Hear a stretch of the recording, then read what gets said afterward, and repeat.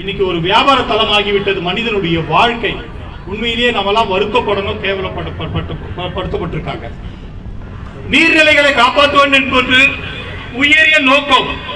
அந்த உயரிய நோக்கத்துடன் இது செயல்படுகிறதா இந்த அரசாங்கம் என்றால் இல்லவே இல்லை. இன்னைக்கு பரந்தூர் விமான நிலையம் எதுங்க கட்டுறாங்க? அங்க நீர்நிலையே இல்லையா? அங்க மட்டும் அவ்வளவு அவசரம் என்ன இருக்கு? உடனடியாக கட்டியே தீர்வேன். இதுக்கு தகவல் அறிய உரிமை சட்டத்தில் தேசிய மக்கள் சக்தி கட்சி ஒரு மனு போடுது. எத்தனை நீர்நிலைகள் இருக்கிறது பதில் கொடுத்துட்டு கோயில் குளங்களை பத்தி அதை கொடுக்குறாங்க. அவர்லாம் கலெக்டர் வெக்கேடு. இவங்கெல்லாம் எதுக்கு ஐஏஎஸ் படிச்சு இருக்காங்க? பூஜா தூக்கிட்டு இவனுக்கு வீட்டுல வேலை போய் வீட்டு வேலை செய்யலாம் இல்ல? இவங்கெல்லாம் அரசியல்வாதிகளுக்கு இப்படி நடந்துகிட்டு இருக்காங்க இந்த கலெக்டர்லாம். அப்ப அங்க நீர்நிலைகளே இல்லையா? அந்த கிராம மக்களை எல்லாம் சுத்தமா அப்புறப்படுத்திட்டு பரந்தூர் விமான நிலையம் கட்டுறாங்களா? எதுக்குங்க விமான நிலையம்? யாருக்கு விமான நிலையம்? நான் போக முடியுமா விமானத்துல? அரசியல் கொள்ளையடித்தவர்கள் ஆவுனா போயிட்டு வருவாங்க, அவங்களுக்கு பிரஸ் மீட் நடக்கும். இதுதான் உண்மை. இந்த அரசாங்கம் உண்மையா இந்த இயற்கையெல்லாம் காப்பாற்றினாங்க. இதெல்லாம் கூட காப்பாற்றி தான் இருக்கணும். இவ்வளவு பெரிய கட்டடங்கள், இவ்வளவு ரோடு, சிமெண்ட் ரோடு, இதெல்லாம் தேவையா கிடையாது. இயற்கையா வாழ்ந்திருக்கலாம் மனிதன். ஆனா மனிதனுடைய வளர்ச்சி தேவை, இன்ஃப்ராஸ்ட்ரக்சர், அதாவது மனிதனுடைய வாழ்க்கைக்கு எல்லாம் உகந்ததாக எல்லாம் தேவை என்பதற்காக இதெல்லாம் செய்துகிட்டு இருக்கீங்க, வரவேற்கிறோம். ஆனா ஏழை எளிய மக்களை மட்டும் குறிவைத்து தாக்குவதுதான் எங்களுடைய வறுமையான கோபமும் கண்டனமும் இந்த அரசாங்கத்தின் மீது. அனகாபுத்தூர்ல கூவ நதியை சுத்தகரிப்படுத்துறாங்களாம். அந்த கூவ நதி மேலதான் காசா கிராண்டை கட்டியிருக்கான், சைதா கட்டில. அதற்காக எத்தனையோ பேர் போராட்டம் பண்ணினாங்க. ஏன் காது கொடுத்து காதுல ஈமா ஊத்திட்டு இருந்தீங்க? அப்பெல்லாம் ஏன் கேட்கல? உங்களுக்கு ஏன் அப்புறப்படுத்தல? என்னைக்கு விழுமோ தெரியல.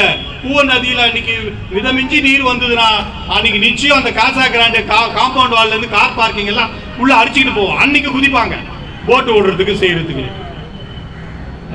அப்புறம் நிதி வரல.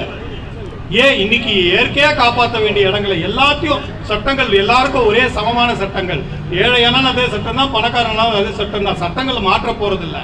அப்படி இருக்கும்போது அதற்கு உண்டான பாதுகாப்பு முறையில எல்லாத்தையும் காப்பாற்ற வேண்டாமா? ஒரு பேருந்து நிலையம் உருவாக்க வேண்டும் என்றால் உடனே அதுக்கு குளம் இல்லை, குட்டி இல்லை, ஒன்னே இல்லை, அதெல்லாம் பண்ணிடலாம். ஆனா ஏழை மக்கள் வாழ்வதற்கு குளம் இருக்கு, குட்டி இருக்கு, எல்லாம் இருக்கு. இவ்வளவு காலமா வாழ்ந்தாங்களே, அவங்களுக்கு ஒன்றும் பாதிப்பு வரலையே. இன்னைக்கு பரந்தூர் விமான நிலையம் மட்டும், ஏன்னா அந்த வழக்கை நான் ரெடி பண்ணிட்டு இருக்கிறதால சொல்றேன், அங்க ஏற்பட போகிற ஆபத்து சென்னை முழுக்க ஏற்பட போகுது. ஏன்னா அந்த குட்டையெல்லாம் காலி பண்ணி எல்லாம் முடிச்சுட்டாங்க. முடிச்சுட்டு இப்போ விமான நிலையம் கட்டிட்டாங்கனாக்கா அதுல எங்க போகும் நீர் தண்ணிலாம்? அந்த அடையார் ஏரியில தான் வரணும்.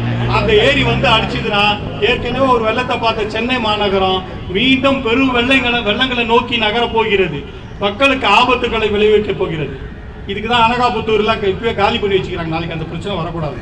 மற்றபடி மக்களுக்கான இதெல்லாம் கிடையாது. மக்களுக்காக அந்த இயற்கை வளத்தை காப்பாற்றுறாங்க. கூவ நிதியை காப்பாத்திட்டு வருடம் 500 கோடியை சுரண்டிக்கிட்டு இருக்குது இந்த அரசாங்கங்கள். வருடம் 500 கோடி. சிங்கப்பூர் போயிட்டு வந்தேன், சிங்கப்பூர்ல இருக்கிற நதிகளை உருவாக்குறேன்னு சொன்னவர் தான் நமது இப்போதைய முதலமைச்சர் மேயர் அவர்கள். இன்னி வரைக்கும் சிங்கார சென்னை எங்க இருக்குதுன்னு தெரியல. அதே நாத்தடிக்கிற சென்னை தான் இருக்குது.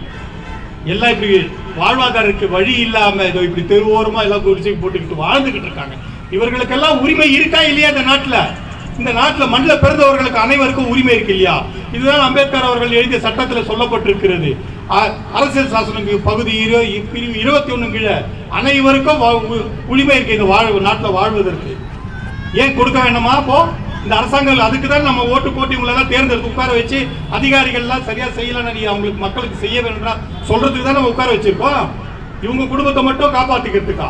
இவங்க குடும்பத்தை வந்து வாழல பார்க்கல. அப்படி மக்களை இந்த பக்கம் வட சென்னை பக்கம் வந்து வாழல. மத்திய சென்னையில் அழகான பங்களா கட்டிக்கிட்டு சூப்பரா பல கார்களை வச்சுக்கிட்டு வாழ்ந்துகிட்டு இருக்கீங்க. மக்களை வாழல. இதுதான் நம்முடைய கேள்வியா இருக்கு. இன்னைக்கு அதற்கான ஒரு போராட்டத்தை அந்த செவிடு அடைச்சு போயிருக்கு, ஈயம் ஊத்தி இருக்கு இந்த காதுகளுக்கு, அரசு காதுகள். அந்த காதுகளுடைய ஓட்டை குடஞ்சி நம்முடைய குரல் அங்க போய் வலிக்க செய்து அவர்கள் நம்முடைய உரிமையை நிலைநாட்ட, அவர்கள் உரிமையை நமக்கு கொடுக்க நாம் இந்த ஆர்ப்பாட்டத்தை செய்து கொண்டிருக்கிறோம். கள்ளிக்குப்பம் வாழும் மக்களை இப்ப பாத்தீங்கன்னா இங்க சில திருவோரம் இருக்க மக்கள் எல்லாம் அப்புறப்படுத்திட்டு பெரும்பாக்கம் அங்க போய் போட்டிருக்காங்க. சரி ஓகே, பூ கட்டுறோமா? அது பூ கட்டினா இங்க கட்டினாதான் வியாபாரம். ஆனா இங்க இருந்து அங்க போட்டீங்க, அங்க போட்டு என்ன வியாபாரம் பண்ணுவாங்க தெரியாது. மறுபடியும் இங்க ஃப்ரீ பஸ், ஓகே வர்றாங்க, வியாபாரம் பண்ணாங்க. குழந்தைகளை யார் பாக்குறது? அங்க இருக்கிற குழந்தைங்க அங்க இருக்க மற்ற குழந்தைங்களோட சேர்ந்துட்டு இன்னைக்கு கஞ்சா வித்துக்கிட்டு இருக்குது பார்க்கணும். அதுக்கு ஒரு சின்ன ஊர்வலத்தை ஏற்பாடு பண்ணா குழந்தைங்க எப்படி வந்து அப்படி குவியுதுன்னா அவ்வளோ வருத்தத்தோட வேற வழி இல்லாம அவர்களுக்கு தெரிந்தும் வேற வழி இல்லாம, ஏன்னா அங்க இருக்க மேல வீட்டு மேல இருக்கிற அண்ணன்மாருங்கெல்லாம் அதை வாங்கிட்டு அந்த சாக்லேட்டை கோல் பிக்ஸ் வாங்கிட்டு இது வாங்கிட்டு சாக்லேட் வாங்கிட்டு அதெல்லாம் போதை அதையெல்லாம் வாங்கிட்டு வர வச்சிருக்காங்க இந்த குழந்தைங்களை. ஸோ அப்போ அந்த குழந்தைங்களுடைய வருங்காலம் என்ன ஆக போகுது? படிக்குமா படிக்காதா எப்படி இருக்க போகுது? அதற்காக ஒரு பெண் உரிமை இயக்கம் ஒரு வழக்கு நடத்திக்கிட்டு இருக்குது சென்னை உயர் நீதிமன்றத்தில். ஒரு பில்டிங் கூட ஒழுங்கா இல்லை, எல்லாம் பாதி இடிஞ்சு பாதி ஒழுகி எல்லாம் போய்கிட்டு இருக்கு. இதுக்காக வழக்கு நடக்குது.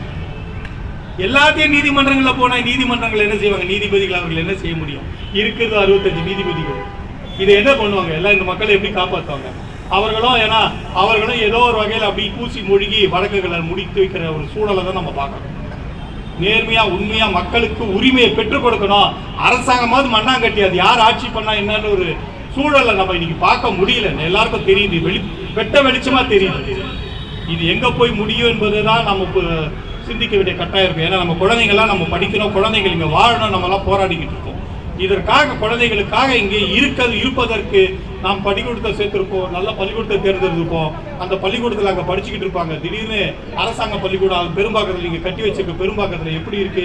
அங்கே படிக்கக்கூடிய சூழல் இருக்கா? பிள்ளைங்க படிக்கக்கூடிய சூழலே இல்லை. இப்போ எப்படி படிக்கும்? அப்படி எப்படி மார்க் எடுக்கும்? எப்படி மேல் வளர்ச்சி என்பது வரும்? குழந்தைகளுக்கு அறிவு எப்படி வளரும்? ஒழுக்கம் எங்கிறது வரும்?